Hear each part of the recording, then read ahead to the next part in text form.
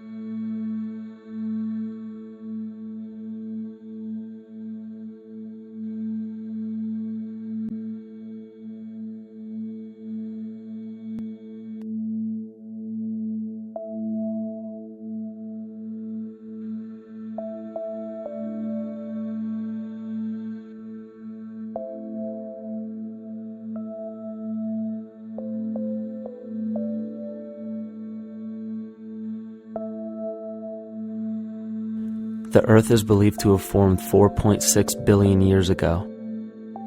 Within the first 150 million years, it began cooling and releasing gases from the lithosphere, which created the earliest forms of the Earth's atmosphere. Prior to the creation of this atmosphere, the sun's ultraviolet radiation made for uninhabitable conditions. But as the Earth cooled further, water condensed in the atmosphere, and oxygen accumulated, making way for organic compounds. This spawned single-celled organisms and then plant life. And down through time, the evolutionary chain continued. And then we arrive at a species that does not seem to fit as well as the rest. Homo sapiens' gestation period of 9 months mimics the 3.8 billion year evolution of all life on Earth. The human embryo repeats the evolution of all species. When the sperm and egg unite, this new creation is a single-celled organism. Within hours, this single cell divides and multiplies more rapidly than any other species. 4 weeks later, the embryo begins to develop gills mimicking aquatic life. A few weeks later, it develops lungs and a tail with reptilian appearance. From there, a mammal is recognizable, and then onto a primate form. It then sheds its laguna, which is the embryonic fur, and at last shows the characteristics of a human child. The human body is a community of approximately 50 trillion cells. Everything the body does, the cell does as well. Cells have respiratory and excretory systems. They feed, feel, think, and communicate with other cells. Trillions of cells make up a single organism called the human body, and billions of human bodies help make up the organism we call Earth. The Earth has more similarities with the human anatomy than you may think. Earth has its own electromagnetic generation, just like the human body. Research has found that a direct current of electricity flows through perineural cells found around every nerve in the body.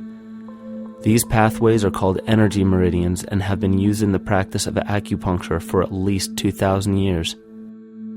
Dating even farther back is the notion of dragon paths or ley lines in which many megalithic structures and stone monuments were erected, marking the energy meridians of the Earth. These energy meridians are generated by the resonant frequencies of the Earth, called the Schumann waves. Each planetary body has its own resonant frequencies, and is determined by the circumference and diameter, as well as the speed of orbit and rotation. The Earth's resonant frequency starts at 7.83 Hz and ends with the 7th harmonic at 43.2 Hz, correlating with the 7 chakras. Ultimately, the greatest discovery of our Earth is its consciousness. A visible attribute of consciousness is an energetic field that governs the shaping of organisms. Morphogenesis is a scientific term to explain this very shaping of tissues, organs, and entire organisms. Consciousness is the creative force of the entire universe. It has been given many names such as God, Yahweh, Krishna, nature, the field, and divinity. The entire universe is in fact a single living, conscious organism with complete awareness of itself. The reason why it may seem difficult to comprehend this is because our understanding is typically limited by our language. When we hear the term conscious organism, we tend to anthropomorphize its definition. By giving it human qualities, we mistakenly look past what an organism truly is in the first place.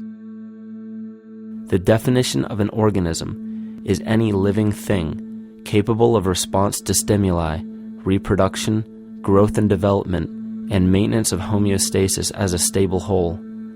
Our universe does all of these things. The consciousness of our universe is responsible for the form and purpose that all matter assumes. The Earth's resonant frequencies are a result of its form. These frequencies are responsible for biological rhythms, such as menstrual and circadian cycles, as well as behavioral and emotional patterns. The frequencies are then picked up by the flora and fauna, which are biological instruments that respond to the wave patterns. The wave patterns resonate in the cranial structure of our head and converge in the center of our brain, which is where we find the pineal gland. The pineal gland is believed in many cultures to be the spiritual third eye responsible for intuition. Descartes called it the seat of the soul where mind and body meet. Each individual cell in our body receives an electromagnetic impulse from our central nervous system. They receive the very same impulse that was disseminated to every biological instrument from the earth. An explanation of our conscious universe has been attempted by religion, science, and philosophy. The neglect of biological nature from any organism causes illness. A divorce from nature, exile from Eden, confounding of tongues, they are all symptoms not of a biblical God or deity, but the true self. The greatest and only threat to ourselves is a loss of self, the death of our divinity. As we barrel through history with oceans of information, yet barely a drop of wisdom, we have to understand how we lost ourself.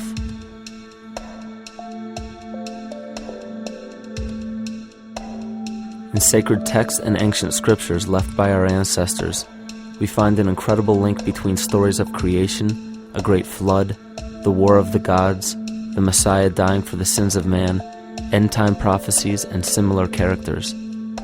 These correlations show up in myths from cultures that supposedly had no contact with one another due to distance in geography and time. The common thread we find that connects all of mythology has its roots in the stars. One of the most revealing accounts is the battle of the gods in heaven and the ensuing flood.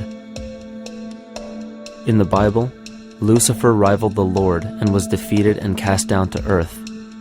In the creation myth of the Enuma Elish, we find a similar story of Tiamat being defeated by Marduk and cast down to the abyss of Apsu. In chaos, Tiamat, the mother of them both, Apsu and Tiamat's waters were mingled together, meaning that the chaotic waters of Tiamat were somehow mixed with the sweet waters of Apsu.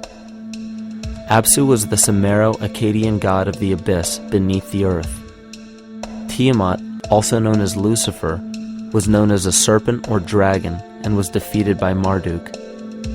Marduk was the father of Nebo or Mercury, and Mercury is the same mythological character as the Zoroastrian Mithra, the Egyptian Hermes Anubis, and the Gnostic Hermes Christos.